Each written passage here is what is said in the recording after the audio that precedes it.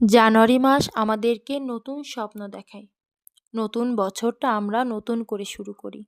নতুন করে সাজানোর চেষ্টা করি। আর ডিসেম্বর মাসটা আমাদেরকে বাস্তবতা শেখায়। সারা বছর পর আমরা বুঝতে পারি আমাদের খুবই কাছের মানুষ, খুবই ঘনিষ্ঠ মানুষ, সে যে কেউ হতে পারে, আপনাকে কষ্ট দিতে পারে। যে কোনো সময় যে কোনো মুহূর্তে আপনাকে অবহেলা করতে পারে।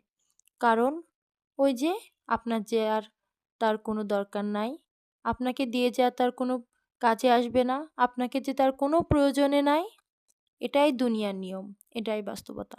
মানুষের যখন প্রয়োজন ফুরিয়ে যায় তখন আমরা তাকে তুচ্ছ করি, তাচ্ছিল্য করি, অবহেলা করি। আপনি এতে করে কষ্ট পাবেন না, কোনো প্রতিবাদ করবেন না, কাউকে কিচ্ছু বলবেন না, নীরব থাকবেন, চুপ থাকবেন। আর এই চুপ থাকাটাই হলো বড় প্রতিবাদ।